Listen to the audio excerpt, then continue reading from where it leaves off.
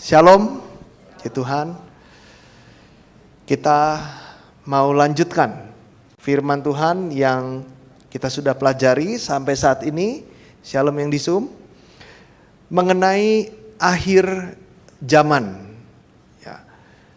Sudah semakin terasa, saudara, akhir zaman. Perang semakin hebat. Ya ini semuanya gak ada yang terjadi dengan tiba-tiba begitu saja. Tapi seluruh Alkitab mulai dari Perjanjian Lama sampai Perjanjian Baru sudah menubuatkan ya, tentang agendanya Tuhan, rancangannya Tuhan dari awal sampai akhir. Maksudnya sampai akhir ini, sampai akhir dunia ini, sampai kiamat. Segala sesuatu ada yang terjadi dengan tiba-tiba. Semua sudah dicatat di Alkitab dengan sangat-sangat rinci. Dan yang luar biasanya, dari Perjanjian Lama sampai Perjanjian Baru, paling banyak mencatat tentang akhir zaman. Nah, kalau kita terbangun dan berjaga-jaga dalam firman, kita dapat mengerti ini.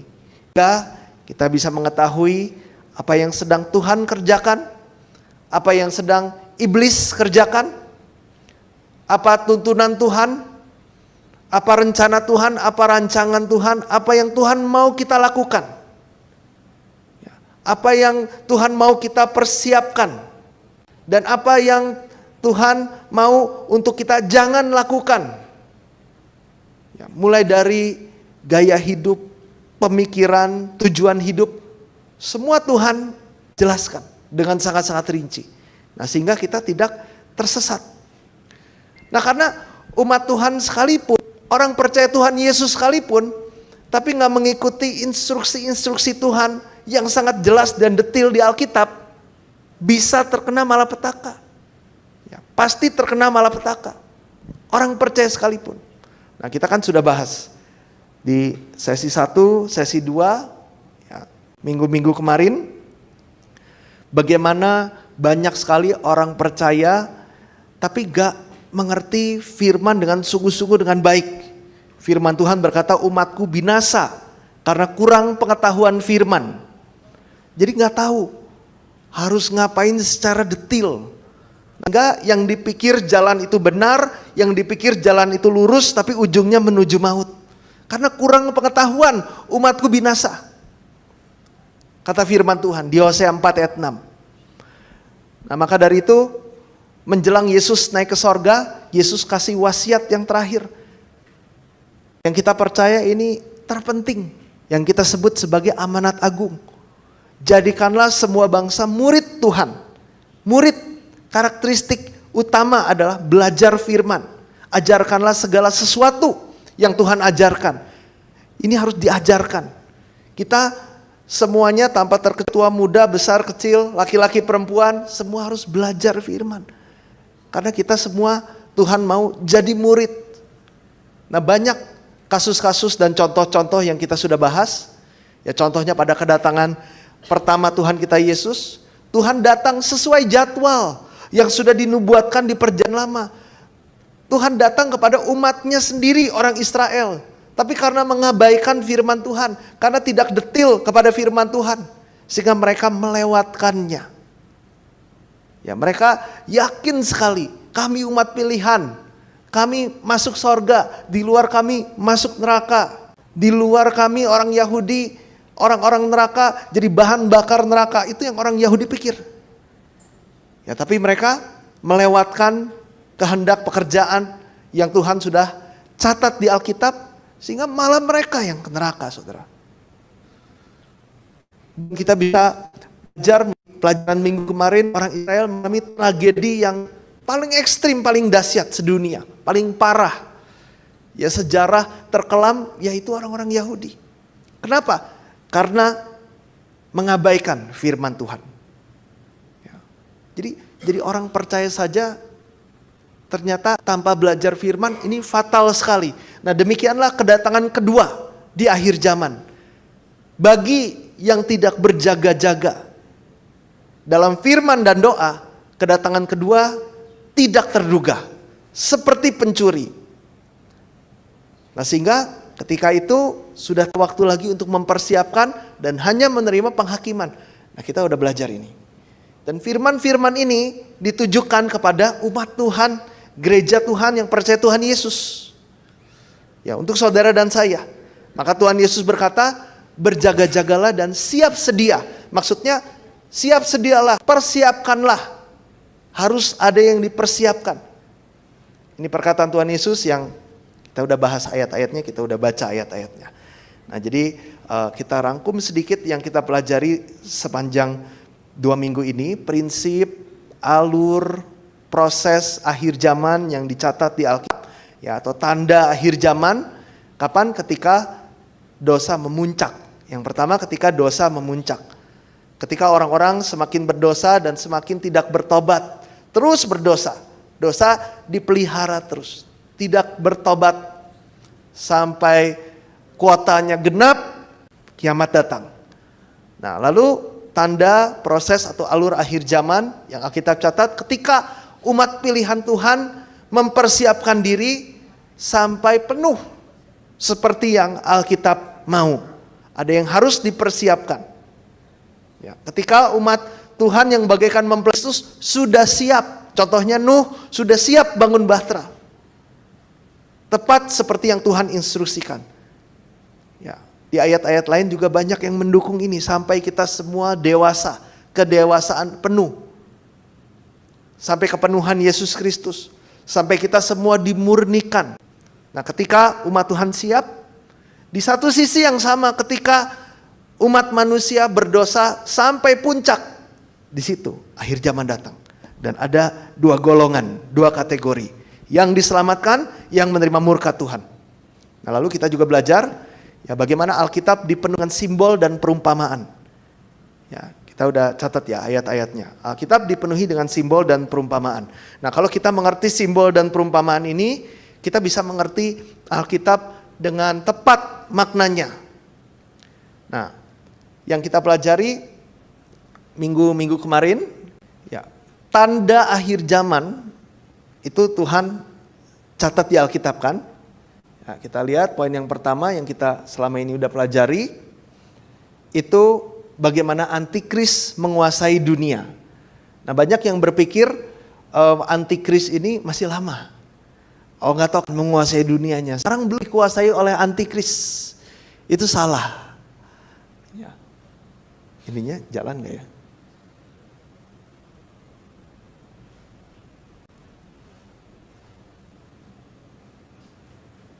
Yang pertama, antikris menguasai dunia. Di Wahyu 13, antikris disimbolkan sebagai binatang. Ya. Kita udah belajar, apa itu binatang? Definisi binatang di Alkitab. Manusia sekalipun sukses dalam segala bidang hal, tapi tidak punya firman Tuhan. Samakan saja dengan hewan yang dibinasakan. Nah, jadi antikris menguasai dunia, antikris dijelaskan, disimbolkan sebagai binatang. Nah, coba perhatikan saudara. Kalau zaman-zaman dulu masih cukup banyak dan cukup ada pemerintahan-pemerintahan di negara-negara itu berdasarkan Alkitab.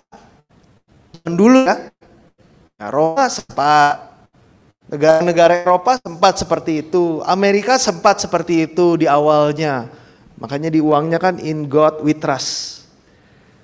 Nah, tapi makin kesini makin lama, apakah ada negara-negara yang seharusnya negara itu dikuasai oleh Tuhan? Tapi sekarang Tuhan, firman Tuhan udah gak ada hubungannya dalam pemerintahan negara di negara manapun. Sudah diabaikan. Jadi antikris menguasai dunia, disimbolkan sebagai binatang. Binatang simbol dari manusia yang tidak punya firman. Negara mana sekarang yang pemerintahannya atau bahkan yang hebat sekali, yang punya kuasa atas dunia, tapi sungguh-sungguh di dalam firman, punya firman dan memerintah banyak poin-poin firman yang gak ada, saudara. Nah, bukankah ini sedang digenapi? Ya, yang menguasai dunia ini, yang menguasai mayoritas manusia, gak ada firmannya, gaya hidupnya, pemikirannya, pola pikirnya, tujuan hidupnya, tidak ada hubungannya dengan firman Tuhan. Ya, non firman. Itulah antikris, binatang. Tidak punya firman. Mazmur 49 ayat 21, 2 Petrus 2 ayat 12. Manusia tidak punya firman, binatang.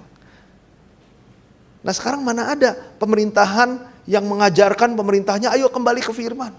Ayo cari perkara-perkara Tuhan.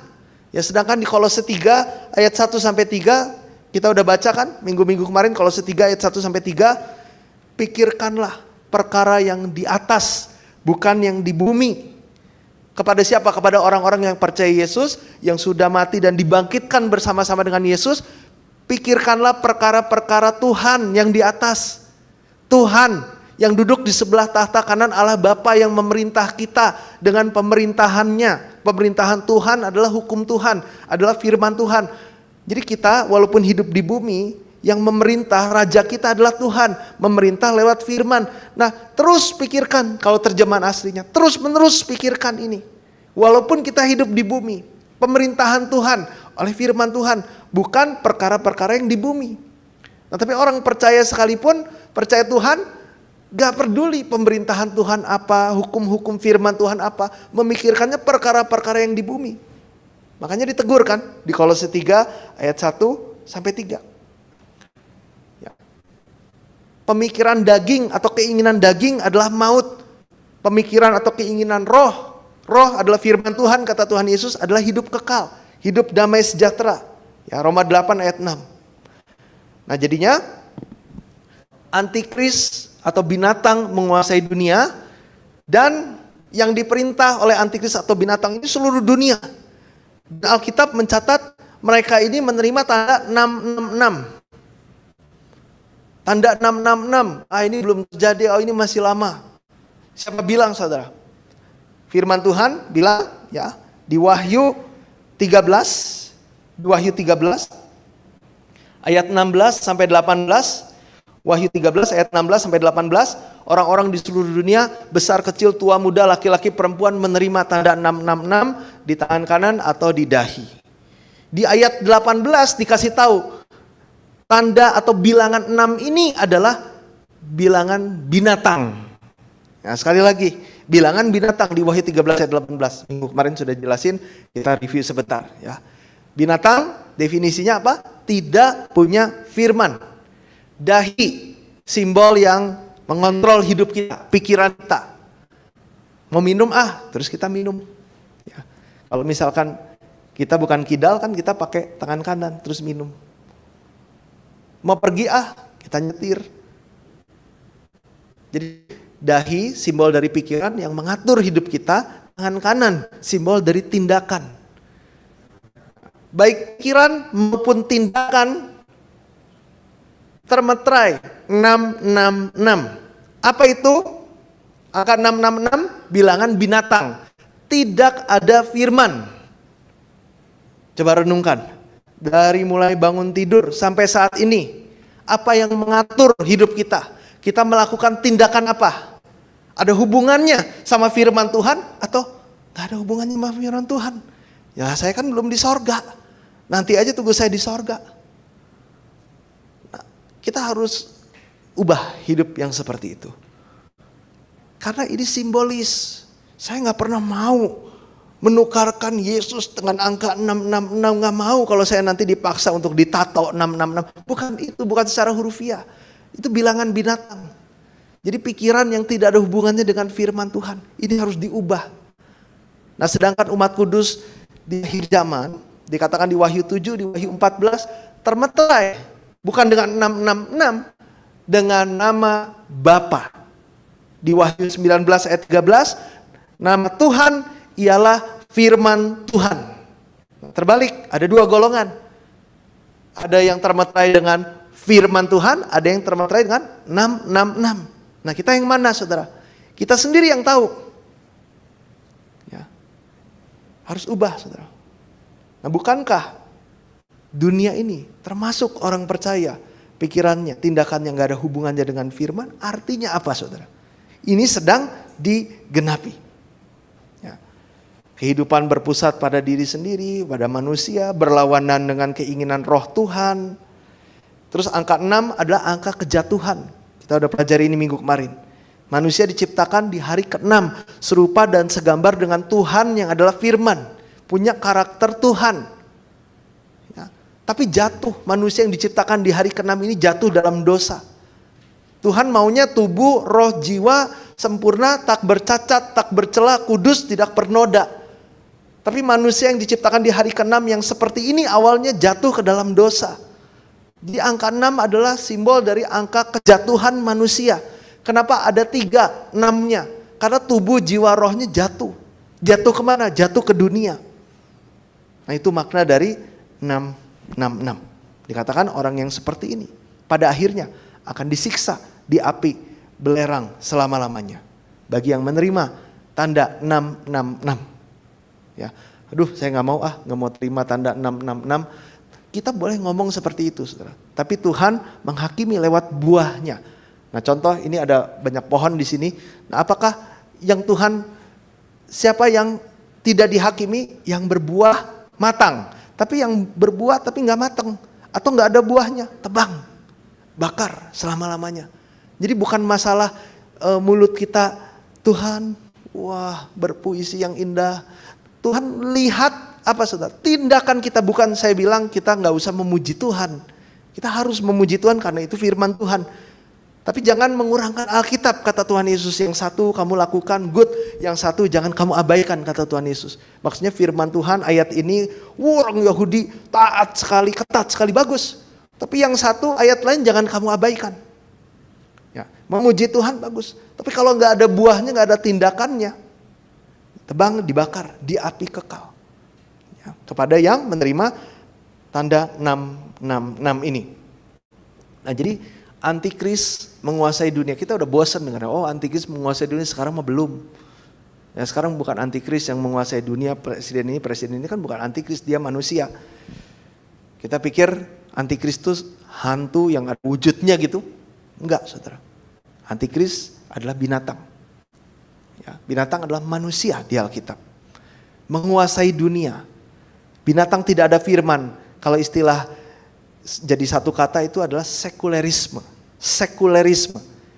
Sekuler. Wah jangan ngomong ayat-ayat terus dong, kita hidup di dunia ini gitu loh. Harus pelajari tentang dunia ini. Jadi sekulerisme ini menguasai orang-orang di dunia. Saking hebatnya masuk ke gereja.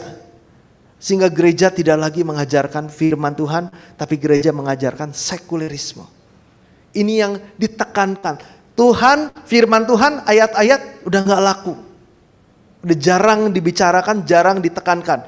Nah ini sudah dinubuatkan. Ya, di 2 Timotius 4 ayat 3-4, kita udah baca juga ayatnya. Minggu kemarin 2 Timotius 4 ayat 3-4. Ya, ini berbicara mengenai umat Tuhan, berbicara mengenai gereja.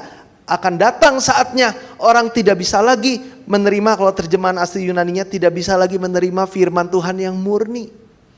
Tapi untuk memuaskan telinga jemaat, pembicaranya sudah dikasih temanya, sudah dikasih topiknya, sesuai dengan kehendak jemaat. Ya. Dan mereka akan memalingkan telinganya dari kebenaran firman dan membukanya bagi dongeng. Kata dongeng, bahasa Yunaninya pidato manusia, ajaran manusia. Oh baik, oh luar biasa ajarannya, wah berhikmat sekali, tapi manusia. Ya, perkataan manusia, ajaran manusia, cerita manusia. Kalau firman ngantuk, kalau ajaran manusia, wah apa tuh, bagus banget ya kuatnya ya, wah luar biasa. Nah, ini akan datang, bukankah ini sedang digenapi?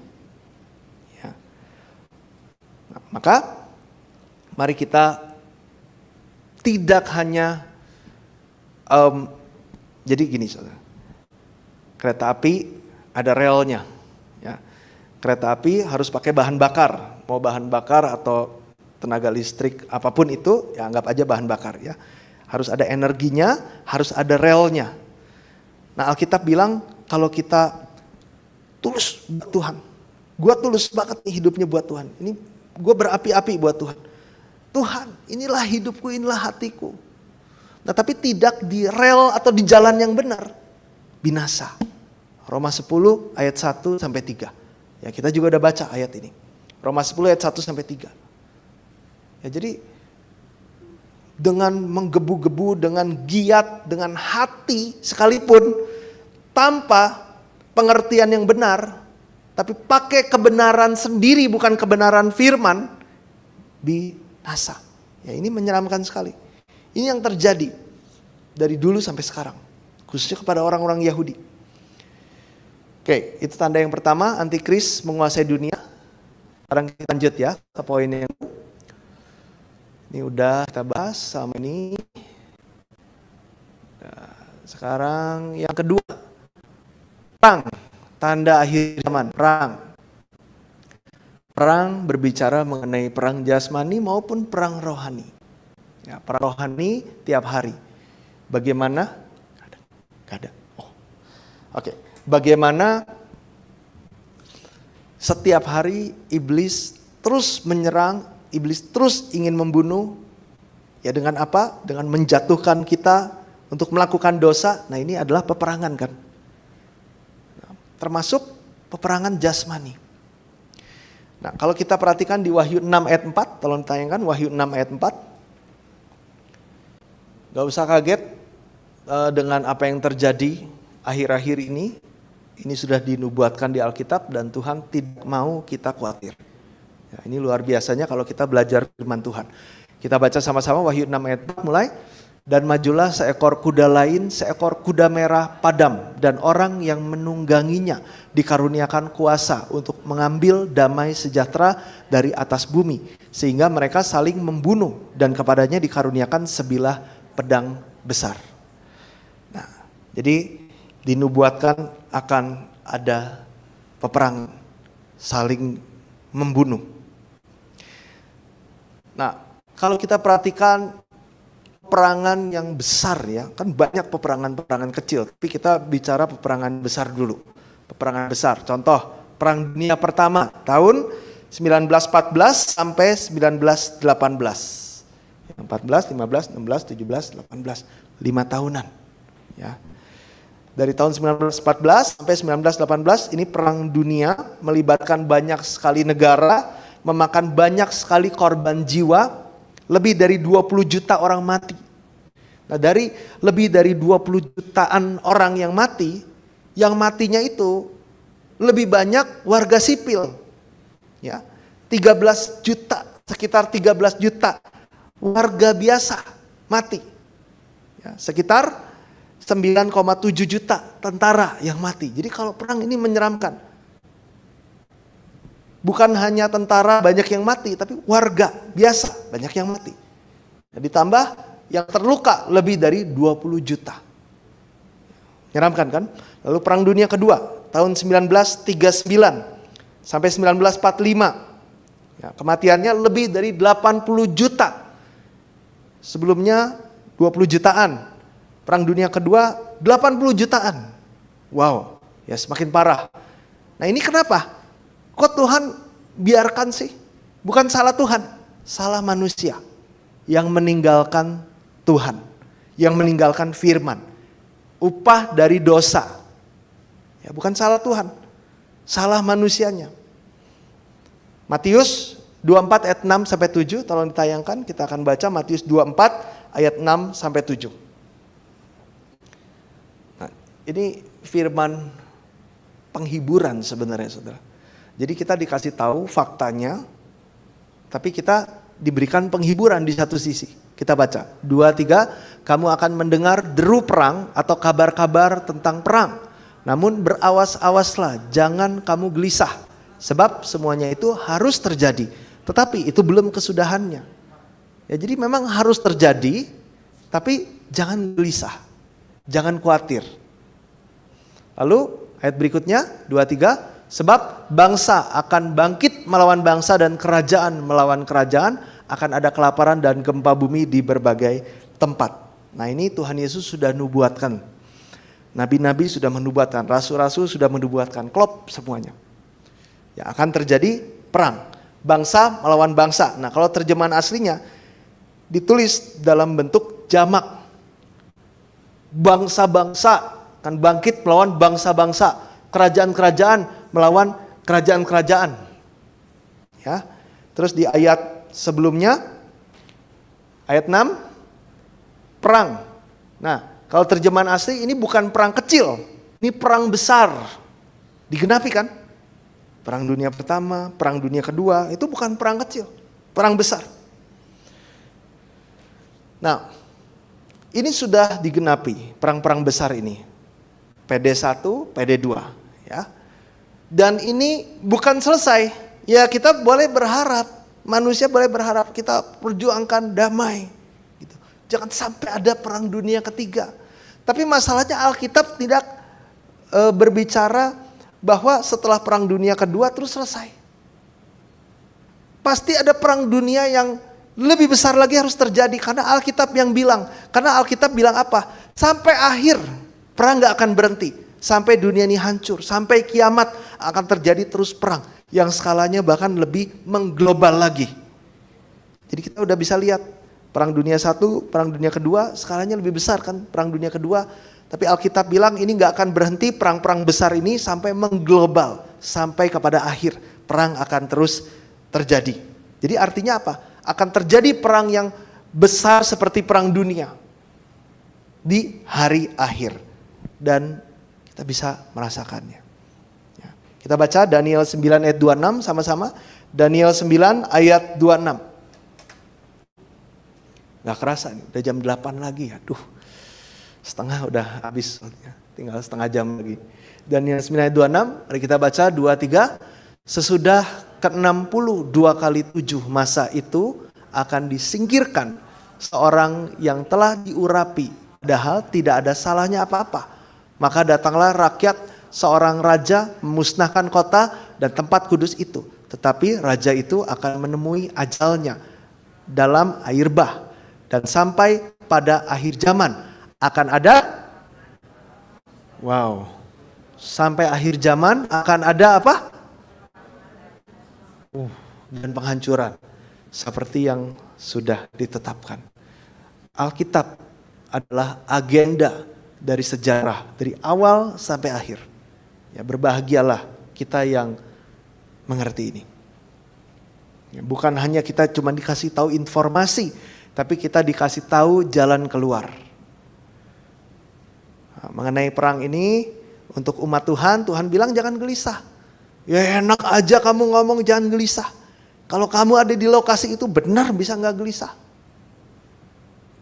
Alkitab gak cuma ngomong jangan khawatir terus gak ada solusi saudara.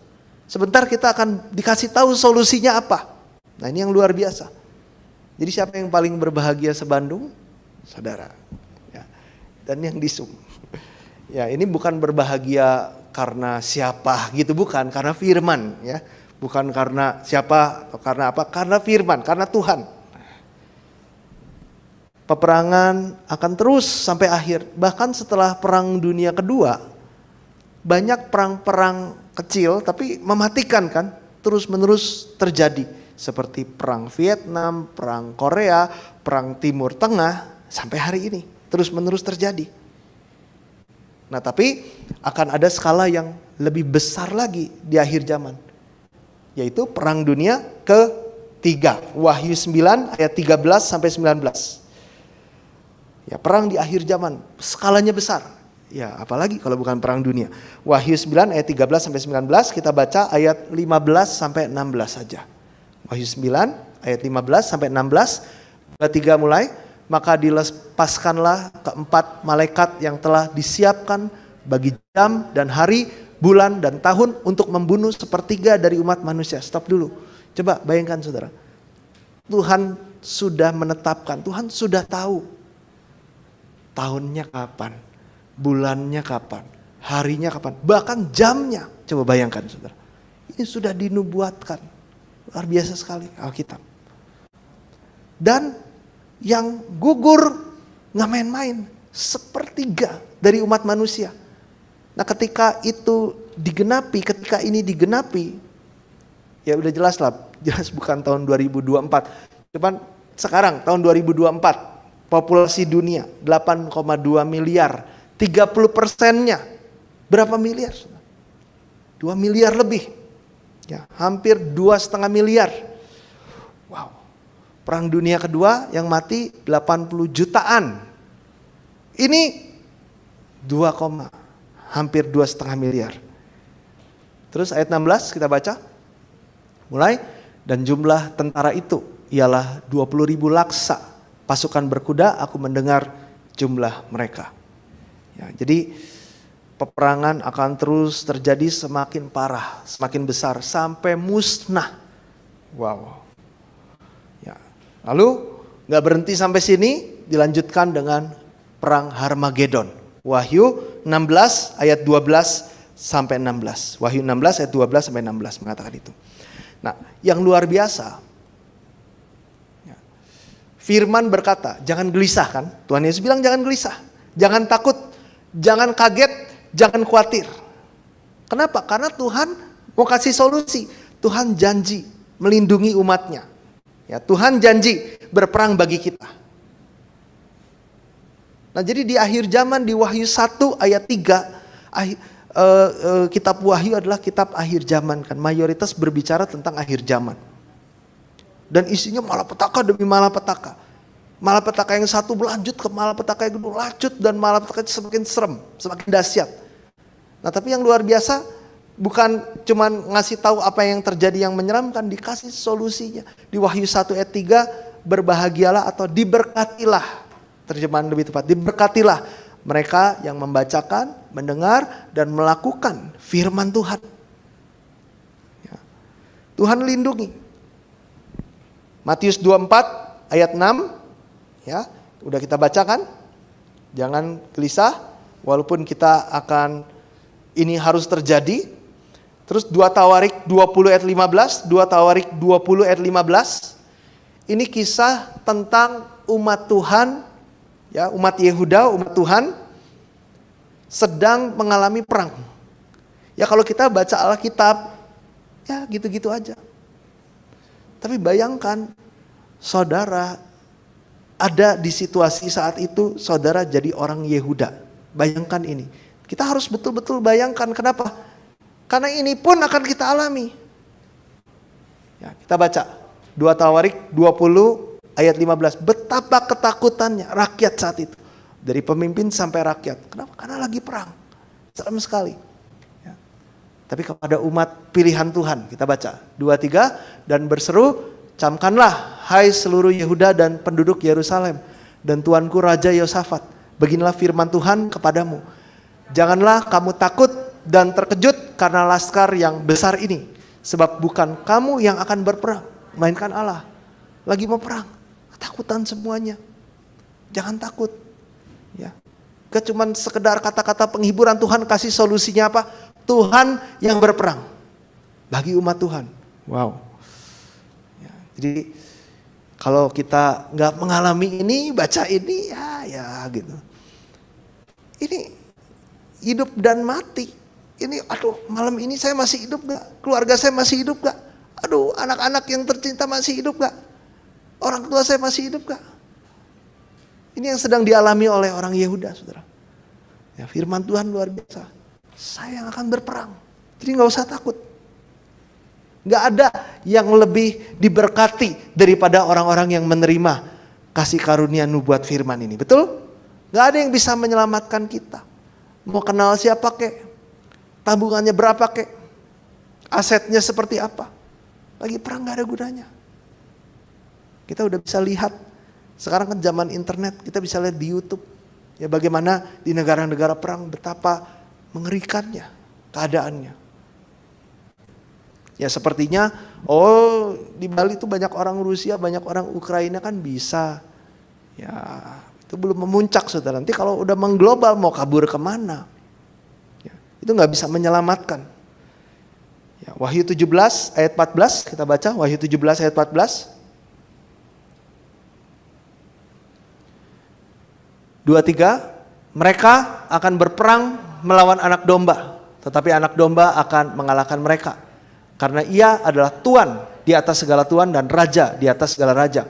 Mereka bersama-sama dengan dia juga akan menang, yaitu mereka yang terpanggil, yang telah dipilih, dan yang setia. Siapa yang berperang bersama-sama dengan Tuhan dan yang menang, saudara?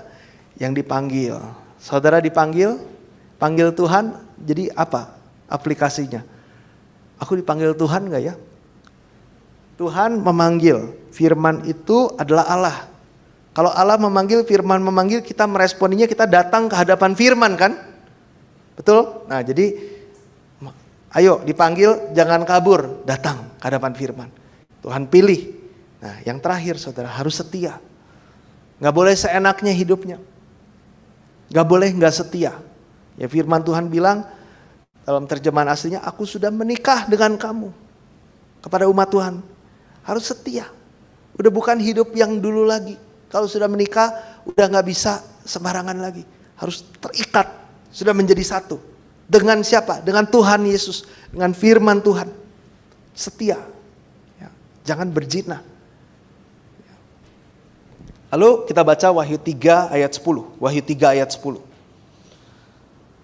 Duh gimana ya, perang terus gimana dong, nanti gimana. Oke, saudara, yang terpenting, ini udah jelas perangnya akan semakin melebar, akan semakin meluas. Yang terpenting solusinya, betul kan? Solusinya harus seperti apa? Kita baca Wahyu 3 ayat 10 mulai. Karena engkau menuruti apa? Firmanku untuk tekun menantikan aku, maka aku pun akan melindungi engkau dari hari pencobaan yang akan datang atas seluruh dunia untuk mencobai mereka yang diam di bumi. Ya, akan ada malapetaka secara global. Mau kabur kemana? Oh, coba lihat di YouTube. Yang aman itu ke Australia, yang aman itu ke New Zealand. Lama-lama makin gak aman. Yang aman itu ke kutub. Waduh, ada pemanasan global. Ujung-ujungnya ke bulan lah, ke Mars. Gak bisa saudara. Seluruh bumi, global. Tapi siapa yang akan dilindungi? Yang menuruti firman. Dimulai dari belajar firman. Mau menuruti firmannya gimana kalau kita gak mau belajar firman? Mulai dari belajar firman, turuti firman, tekun, setia, bertahan. Ya, menantikan Tuhan, berdoa kan, kehidupan yang terus-menerus berdoa. Ya, berjaga-jaga dan berdoa untuk akhir zaman itu kuncinya. Berjaga-jaga dalam firman, berdoa, terbangun dalam firman dan terbangun dalam doa. Nah, maka orang-orang yang seperti inilah yang akan dilindungi oleh Tuhan ketika malapetaka dahsyat terjadi sekalipun. Nah, jadi antikris berkuasa, tandanya kita sudah bisa merasakannya. Ini sedang berkuasa. Ya. Binatang tidak ada firman. Sedang terjadi kan. Perang. PD1, PD2 aja udah terjadi. Perang-perang terus gak berhenti. Terjadi makin parah, makin panas. Dalam nama Yesus aku tangking. Hai Israel. Dan musuh-musuhnya di Timur Tengah. Berhenti. Mujizat. Gak bisa saudara, harus terjadi. Lalu tanda berikutnya, kelaparan. Sorry, ada kesalahan saya. Saya pikir ininya udah ada di multimedia, tapi sayangnya ternyata gak ada ya. Yang sebelumnya juga gak ada ya. Salah saya jadi gak ada PowerPoint-nya, maaf. Ketiga, kelaparan. Wahyu 6 ayat 6, mari kita baca. Wahyu 6 ayat 6. 2-3 mulai. Dan aku mendengar seperti ada suara di tengah-tengah keempat makhluk itu berkata, secupak gandum sedinar dan 3 cupak jelai sedinar. Tetapi janganlah rusakkan minyak dan anggur itu. Nah, ini berbicara tentang kelaparan. Kenapa? Karena di zaman itu ya. Ya sebenarnya sampai sekarang sih di banyak negara Timur Tengah atau Barat, gandum jelai adalah makanan utama sehari-hari. Nah, kalau makanan utama sehari-hari aja udah jadi mahal sekali kayak begitu. Ya, artinya ini sedang krisis pangan, kelaparan. Ya, Matius 24 ayat 7. Kita baca, ini tadi udah dibaca, kita baca lagi. Matius 24 ayat 7 mulai. Sebab bangsa akan bangkit melawan bangsa dan kerajaan melawan kerajaan. Akan ada kelaparan dan gempa bumi di berbagai tempat. Ya. Makanan menjadi sangat-sangat mahal, menjadi langka. Kenapa mahal? Karena barangnya kurang. Yang mau beli banyak, otomatis harganya naik. Hukum ekonomi. Nah, jadi untuk kebutuhan dasar aja sulit. Ya, ini mengancam kehidupan manusia. Dan ini sebetulnya sudah terjadi dan terus-menerus terjadi, tapi sekali lagi ini akan mengglobal. Contoh, tahun 1929 sampai tahun 1939. Ya, jadi ini antara perang dunia pertama dan antara perang dunia kedua. Perang dunia kedua dimulai dari tahun 1939 kan. Nah, di tahun mulainya perang dunia kedua itu selama 10 tahunan krisis ekonomi yang besar dan panjang. Ya, kalau saudara cek di Google tahun-tahun segitu banyak orang yang busuk lapar, yang kurus kering. Ya, kalau kita lihat sekarang orang-orang bule besar-besar, ya kan? Tapi kalau zaman dulu, waduh itu mengerikan sekali. Karena kenapa? Karena krisis ekonomi. Ya, jadi banyak sekali yang kelaparan, mayoritas. Ya, jadi untuk memenuhi, jangankan baju dan tempat tinggal, untuk makan aja sulit, saudara. Jadi kebutuhan yang paling penting makan aja sulit. Ya otomatis sandang pangan papan sulitnya luar biasa. Ini cuma salah satu contoh. Dan krisis kelaparan terjadi kan di banyak negara. Ya sempat terjadi di negara kita, sempat dan masih mungkin terus di negara-negara Afrika dan lain-lain. Tapi intinya ini akan memuncak dan mengglobal di akhir zaman. Oke, kalau gitu solusinya adalah duit. Kalau kita pikir seperti itu salah. Itu bukan solusi yang Alkitab bilang. Ya. Kembali ke Wahyu 6 ayat 6. Dikasih tahu solusinya. Ketika krisis kelaparan terjadi, secupak gandum sedinar, 3 cupak jelai sedinar, solusinya ada di bagian B. Kita baca bersama-sama bagian B 2-3. Tetapi janganlah rusakkan minyak dan anggur itu. Saat malapetaka, krisis, masalah kelaparan yang mengglobal terjadi, solusinya adalah minyak dan anggur. Saat itu terjadi, ini tidak rusak. Ini tidak rusak. Ini tidak akan binasa. Apa? Minyak dan anggur. Ya ada banyak yang menerjemahkan, ayo kita stok minyak. Minyak goreng. Waduh ini sempat terjadi waktu zaman krisis minyak goreng karena mafia kemarin. Ayat ini digenapi. Bukan seperti itu ya. Minyak, Alkitab menjelaskan simbol dari firman. Ya, minyak simbol dari firman, tolong dicatat baik-baik. Matius 24 ayat 1 sampai 13. Matius 24 ayat 1 sampai 13. Ya, berbicara tentang gadis bijaksana, gadis bodoh yang gak punya minyak celaka di hari akhir. Tapi yang punya minyak, gadis bijaksana yang punya minyak tidak celaka. Nyambung kan dengan akhir zaman? Nah, apa maksudnya? Kita harus punya minyak rohani. Minyak rohani itu bagaimana didapati?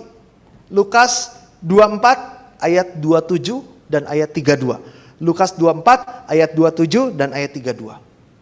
Ya, minyak rohani bukan didapat dari altar call. Ayo maju. Sebenarnya cuma baby oil. Pendetanya urapi satu-satu. Terimalah minyak urapan. Siapa yang mau minyak urapan? Lari-lari ambil minyak urapan. Di rumah. Disemprot-semprot kemana-mana. Supaya setannya kabur. Supaya hoki tokonya. Supaya laris manis. Bukan secara hurufiah. Tapi minyak di Lukas 24 ayat 27 dan ayat 32. Ketika Tuhan Yesus mengajarkan perjanjian lama. Ya, kitab suci itu perjanjian lama. Mulai dari kitab Musa dan seterusnya. Murid-murid yang putus pengharapan, yang kehilangan imannya mati, berkobar-kobar. Ya, ini minyak rohani yang membakar kehidupan iman. Murid-murid yang pulang ke Emmaus. Apa? Ketika Bible study bersama dengan Tuhan Yesus sepanjang jalan. Jadi apa minyak ini saudara? Bible study, Alkitab, firman. Ya. Lalu anggur tidak dirusakkan. Anggur juga sama di Alkitab simbol dari firman Tuhan. Anggur simbol darah Yesus. Simbol firman Tuhan, simbol darah Yesus yang mengampuni dosa. Yeremia 23 ayat 9, Yeremia 23 ayat 9, ya, firman disimbolkan sebagai anggur. Yohanes 15 ayat 1, Yohanes 15 ayat 1, Matius 26 ayat 28, Matius 26 ayat 28. Jadi siapa yang luput dari malapetaka di akhir zaman? Yang punya minyak, yang punya anggur. Ya. Firman Tuhan saja yang meluputkan kita dari malapetaka-malapetaka akhir zaman. Wahyu 7 ayat 3. Jadi selalu Alkitab confirm. Dan sama poinnya, ini konfirmasi. Ini artinya apa saudara? Artinya penerjemahannya ya harus sesuai Alkitab. Wahyu 7 ayat 3, Wahyu 9 ayat 4, Wahyu 9 ayat 4, Wahyu 14 ayat 1, Wahyu 14 ayat 1, Wahyu 19 ayat 13, Wahyu 19 ayat 13, 1 Korintus 15 ayat 51 sampai 55. 1 Korintus 15 ayat 51 sampai 55. Kita tidak baca supaya kita bisa cepat. Ya, tapi ini semua untuk mengkonfirmasi kita. Ya, bahwa yang meluputkan, melindungi kita minyak dan anggur simbol dari firman Tuhan. Nah, mengenai firman Tuhan, Tuhan nubuatkan di hari akhir. Di hari akhir yaitu di akhir zaman. Ya, Tuhan akan menyediakan kepada umatnya sebuah perjamuan kerajaan, pesta makan raja dengan anggur yang tua benar, yang dari zaman dahulu kala tersembunyi berabad-abad. Ini simbol. Makanan simbol dari firman Tuhan. Pesta makan ya simbol dari apa? Tuhan menganugerahkan kita pesta makan rohani. Firman Tuhan. Dan di pesta makan ini dikasih old wine. Wah, ini yang paling mahal kan. Anggur semakin tua semakin mahal. Asal penyimpanannya benar, nanti jadi basi. Nah, jadi anggur yang tua benar, yang dari zaman dahulu kala tersembunyi berabad-abad. Ini Tuhan anugerahkan di hari akhir.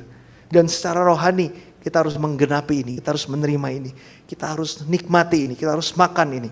Ya, ini simbol dari firman Tuhan yang Tuhan akan bukakan, limpahkan luar biasa di akhir zaman. Yesaya 2 ayat 2 sampai 3.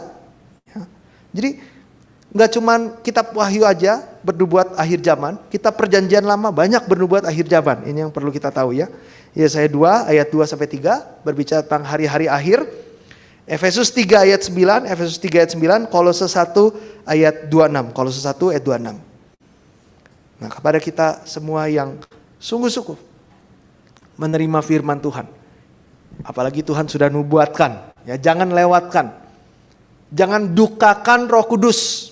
Itu dosa yang tidak bisa diampuni. Ya, menghujat Roh Kudus, mendukakan Roh Kudus. Saya tidak pernah menghujat dan mendukakan Roh Kudus. Saya nggak pernah ngata-ngatain Roh Kudus. Ya. Yesus bilang apa? Perkataan-perkataanku adalah roh. Jadi firman itu Roh Kudus. Mau dikasih ke kita tolak. Enggak. Hati saya udah penuh, agenda saya udah penuh. Apa? Bible study. Wah, itu buat orang-orang pengangguran. Ya, saya sibuk, saya banyak tahu. Saya banyak job, mumpung muda, mumpung lutut belum sakit, mau pergi keliling dunia. Ya, itu mendukakan Roh Kudus. Ya bukan, nggak boleh kesana sini. Tapi firman Tuhan kemanapun, kita harus bawa firman. Kita harus renungan firman, dimanapun, kapanpun. Ya. Nah, kepada orang-orang yang seperti ini, Tuhan melindungi, Tuhan memberkati dari masa kelaparan rohani maupun kelaparan jasmani. Jadi Alkitab selalu berbicara rohani, jasmani. Ya, ada masa kelaparan jasmani, ada masa kelaparan rohani. Dan secara sejarah orang-orang yang menggenapi ini, contoh Yusuf. Dalam masa kelaparan jasmani yang Alkitab catat, yang sejarah pun catat, di Mesir, Timur Tengah dan sekitarnya selama 7 tahun kelaparan yang begitu dahsyatnya. Tapi karena Yusuf punya minyak dan anggur secara rohani, mengumpulkan makanan sebanyak-banyaknya, punya firman Tuhan. Sehingga Yusuf dan keluarga besar dilindungi. Ya. Yusuf 7 tahun masa kelaparan, gak masalah. Elia 3,5 tahun masa kelaparan, Tuhan pelihara, gak mati kelaparan. Kelaparan pun enggak. Nah ini bukti-bukti, contoh-contoh bagaimana Tuhan melindungi umatnya dari malapetaka dahsyat sekalipun. Amin. Kita masih ada waktu sedikit lagi. Tanda akhir zaman yang berikutnya, tulah atau sampar. Ya, yang keempat, tulah atau sampar. Nah, Wahyu 6 ayat 8, kita buka. Dan kita baca Wahyu 6 ayat 8 mulai. Dan aku melihat sesungguhnya ada seekor kuda hijau kuning dan orang yang menungganginya bernama Maut dan kerajaan Maut mengikutinya. Dan mana suaranya? Dan kepada mereka diberikan kuasa atas seperempat dari bumi untuk membunuh dengan pedang dan dengan kelaparan dan sampar dan dengan binatang-binatang buas yang di bumi. Nah, jadi akhir zaman ada perang, ada kelaparan, ada penyakit sampar karena krisis ekonomi, masalah perut, masalah kehidupan, masalah makanan yang berkesinambungan. Ini contoh ya, contoh. Setelah Perang Dunia Pertama, banyak yang hancur kan, jadi ekonominya banyak yang rusak, banyak yang mati, kelaparan begitu dahsyat, 10 tahunan, udah nggak tahan lagi, udah deh, solusinya perang, Perang Dunia Kedua. Ya kan? Ya kalau misalkan rakyatnya ini, negaranya udah nggak ada solusi lagi ya, perang aja, demi menyelamatkan rakyatnya. Nggak apa-apa bunuh yang lain demi rakyat. Nah insting binatangnya keluar. To kill or to be killed. Rebutan makanan, bunuh-bunuhan.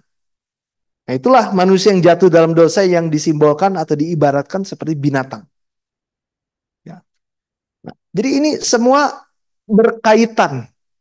Krisis ekonomi, kelaparan, perang, dan nyambung lagi. Sampar. Sampar itu penyakit, virus yang mematikan. Ya. Jadi kata mana nih? Kuda hijau, maut ya. Kata maut di sini bahasa Yunaninya adalah thanatos yang artinya maut, tulah, sampar. Ya kalau sampar, saudara cek di kamus artinya penyakit atau virus yang mematikan dan menular. Menular, mematikan. Contoh flu Spanyol. Ya, contoh flu Spanyol tahun 1918. Kapan ini terjadi? Di masa akhir Perang Dunia Pertama. Nah, jadi karena banyak yang hancur, kehigienisan, jadi namanya kalau di zaman Yesus, itu Israel tuh lagi parah-parahnya karena lagi dijajah oleh Roma. Ya, jadi ini bukan negara maju, ini bukan negara kaya gimana, ini negara yang sedang ditindas. Negara yang sangat-sangat susah. Negara yang dipajak dengan luar biasa oleh tangan besi Roma. Sehingga di zaman itu, menurut catatan sejarah, pagi kita makan, nanti sore atau malam mau makan apa juga nggak tahu. Saking susahnya. Krisis ekonomi. Nah di zaman itu atau di kondisi negara atau situasi yang seperti itu, pasti banyak yang sakit, saudara.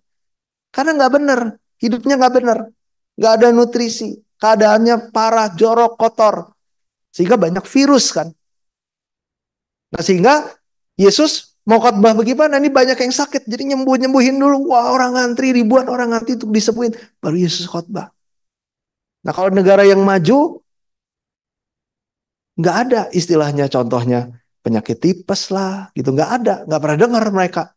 Tapi kalau negara-negara yang berkembang, penyakitnya virusnya aneh-aneh. Nah, karena akibat dari perang dunia, hancur-hancuran, jadi nggak benar hidupnya, ada flu Spanyol contohnya, tahun 1918. 500 selama hampir 3 tahun, sampai tahun 1920. 500 juta terkena virus. Sepertiga dari populasi dunia, dan yang mati lebih dari 50 juta. lebih banyak mati kena virus dibanding mati Perang Dunia Pertama. Ini menyeramkan kan? Jadi firman Tuhan nggak bohong. Ya. Dan bukan hanya virus flu Spanyol saja. Ini terus-menerus terjadi. Ini musibah yang mematikan sekali. Ya, dan ini akan mengglobal. Tapi tenang, Tuhan janji untuk tetap melindungi, memelihara, memberkati umatnya kepada yang sungguh-sungguh berpegang kepada firman Tuhan. Jadi sekali lagi solusinya di akhir zaman, firman Tuhan. Ya, tadi kan udah baca Wahyu 3 ayat 10, Wahyu 1 ayat 3, dan lain-lain. Wahyu 6 ayat 6. Ya. Nah, jadi kita bisa lihat di Alkitab kasih tahu kenapa sih hal yang buruk yang semakin parah yang mengglobalnya terjadi. Yang pertama Alkitab bilang ini adalah upah dari dosa. Penghakiman Tuhan terhadap manusia yang berdosa. Ih, nggak apa-apa tuh, saya pelihara dosa. Tuh nggak apa-apa. Ya, kalau udah memuncak, murka Tuhan dicurahkan. Ya, itu menyeramkan sekali. Kalau saudara lihat, itu buktinya sih itu berdosa, hidupnya enak, baik-baik saja, menikmati. Itu kalau nggak dipertobatkan, saudara. Terus diatepin, terus dipelihara. Pasti itu udah sistemnya Tuhan, sistemnya firman. Akan ada penghakiman yang dahsyat.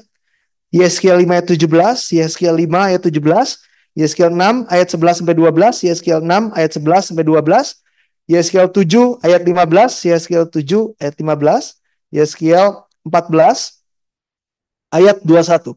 Yeskiel 14 ayat 21. Nah, jadi malapetaka-malapetaka yang terjadi adalah penghakiman Tuhan terhadap dosa yang tidak dipertobatkan. Saudara mungkin bertanya, wah kalau gitu curang dong. Yang sungguh-sungguh menjaga iman, yang sungguh-sungguh menjaga firman Tuhan, taat, melakukan firman, tidak berdosa. Minggu kemarin kita belajar apa itu definisi dosa yang Alkitab ajarkan, yaitu tidak melakukan firman. Ya kan? Yang melakukan firman, kasihan dong. Ikut terkena malapetaka. Nah, alasan malapetaka yang dahsyat mengglobal terjadi yang kedua untuk melatih dan memurnikan umat Tuhan, melatih, memurnikan, mempersiapkan umat Tuhan. Persiapan apa? Persiapan untuk meninggalkan bumi ini.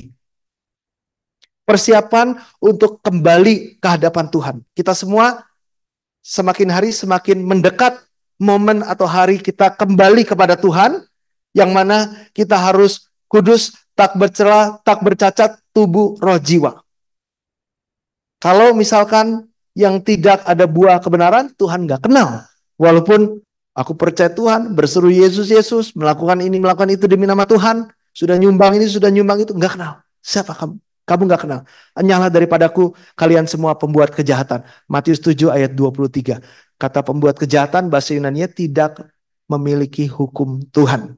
Hidupnya tidak ada firman-Nya, tidak melakukan firman. Nah, jadi di satu sisi ini terjadi untuk menghakimi dunia yang berdosa. Di satu sisi umatnya Tuhan izinkan untuk melaluinya, tapi sambil dilindungi. Tujuannya apa? Untuk melatih, untuk memurnikan umat Tuhan. Kapan iman itu membara? Kapan orang berdoa sungguh-sungguh? Kapan orang bertobat sungguh-sungguh? Kapan orang mau belajar Alkitab sungguh-sungguh? Di saat baik, sehat, banyak uang, banyak waktu, boro-boro. Wah, sehat nih.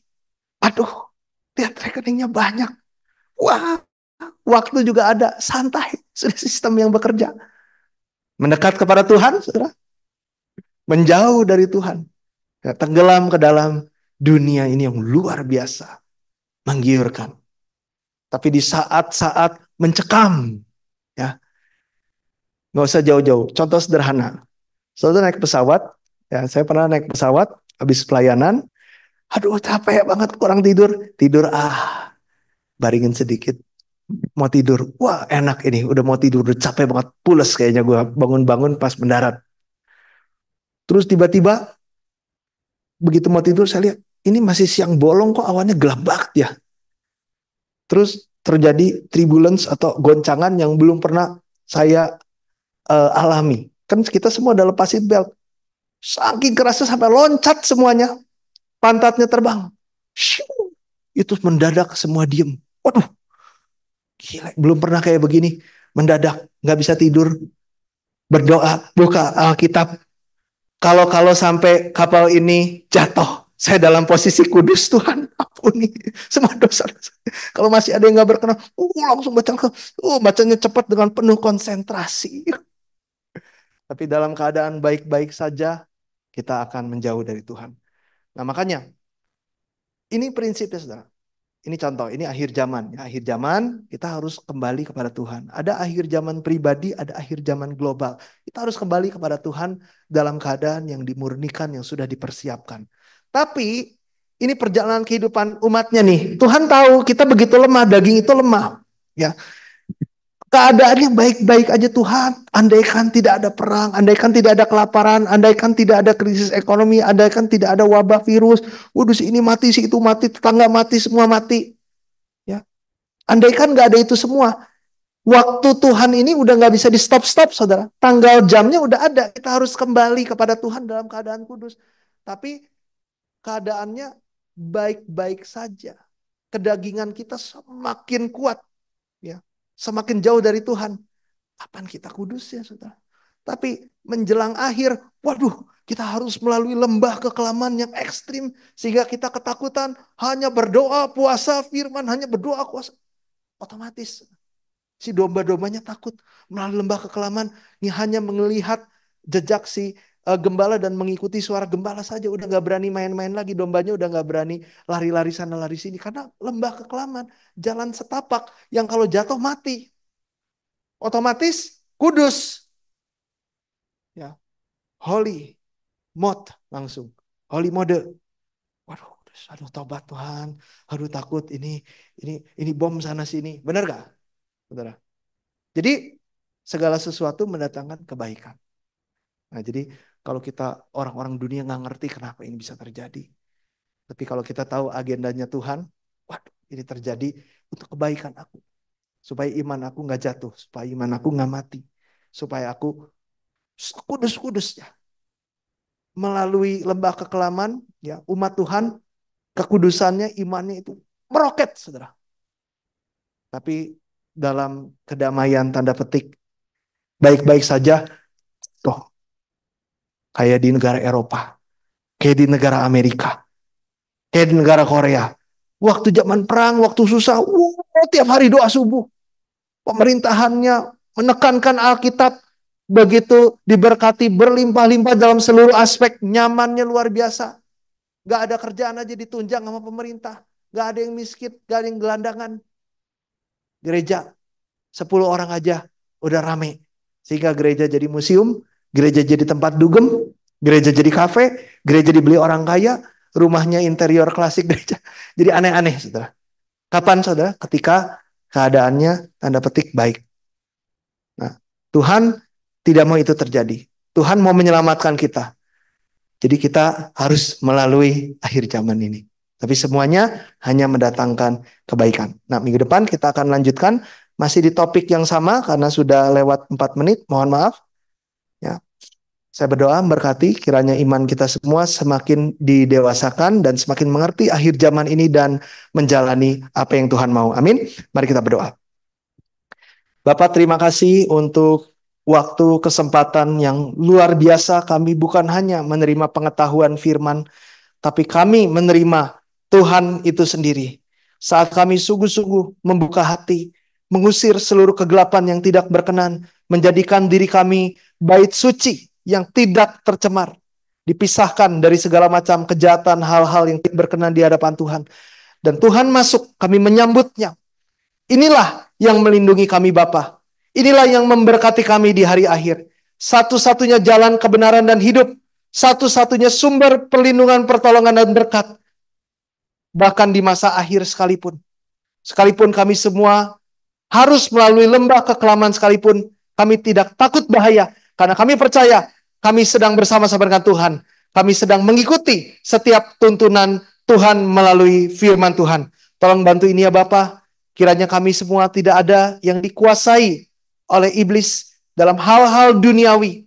Kami dapat dibangunkan, kami dapat mencari perkara-perkara yang di atas. Kami mau menjadi warga negara kerajaan sorga yang dipersiapkan, yang dilatih, yang disempurnakan untuk kami dapat menjalani kehidupan kekal di kerajaan sorga. Dan Kau melatih kami mulai dari bumi ini ya Bapa. Tolong Bapa, sempurnakan kehidupan iman kami yang sangat-sangat bobrok ini ya Bapa. Kami percaya tidak ada yang mustahil bagi Tuhan. Engkau sumber kekuatan kami. Engkau mengubah kami semua. Engkau memulihkan dan menyempurnakan kami semua. Selama kami menyambut firman Tuhan. Dan segenap hati, segenap jiwa, segenap kekuatan. Kami mau mengikuti setiap firman Tuhan. Maka firman Tuhan tersebut menjadi kuasa yang menghasilkan buah-buah firman digenapi dalam kehidupan kami. Bukan dengan kuat, gagah, dan kehebatan kami. Tapi hanya oleh kuasa firman Tuhan yang bekerja dalam masing-masing kehidupan kami. Bukan hanya kami, tapi tolong ingat Bapak, seluruh keluarga kami. Biarlah Engkau terus mengetuk pintu hati kami. Biarlah ada roh haus dan lapar terhadap Tuhan, terhadap firman Tuhan. Kami dan seluruh anggota keluarga kami ya Bapak. Sehingga kami menjadi orang-orang yang paling diberkati di akhir zaman ini. Biarlah roh ini tidak pernah padam. Kiranya Engkau terus membakar kami melalui firman Tuhan setiap harinya. Dan Engkau pertemukan kembali dalam pertemuan-pertemuan firman Tuhan, pertemuan-pertemuan ibadah, pertemuan-pertemuan kami belajar kebenaran firman Tuhan yang penuh kuasa ini ya Bapa. Dan Bapak tolong sembuhkan yang sakit di dalam nama Tuhan Yesus. Seluruh aspek kehidupan kami yang sedang menurun atau bahkan mati sekalipun, bangkitkan di dalam nama Tuhan Yesus. Sehingga semuanya menjadi hidup dalam segala kelimpahannya. Dan kiranya apapun yang kami lakukan dan apapun yang Tuhan berikan, semuanya dikembalikan hanya untuk kemuliaan Tuhan saja. Tolong lindungi kami semua sampai ke tempat kami masing-masing dengan selamat. Tidak kekurangan suatu apapun, dengan semakin kuat imannya, semakin sehat rohani dan jasmaninya. Di dalam nama Tuhan Yesus kami berdoa dengan penuh ucapan syukur. Amin. Kita tutup dengan doa Bapa kami. Bapa kami yang di sorga, dikuduskanlah namamu, datanglah kerajaanmu, jadilah kehendakmu di bumi seperti di sorga. Berikan kami hari ini makanan kami secukupnya, ampunilah kesalahan kami, seperti kami juga mengampuni orang yang bersalah kepada kami, dan janganlah membawa kami ke dalam pencobaan, tapi lepaskanlah kami daripada yang jahat, karena Engkau lah yang punya kerajaan, kuasa, dan kemuliaan sampai selama-lamanya. Amin. Kita berikan kemuliaan untuk Tuhan. Terima kasih. Sampai jumpa minggu depan. Tuhan berkati.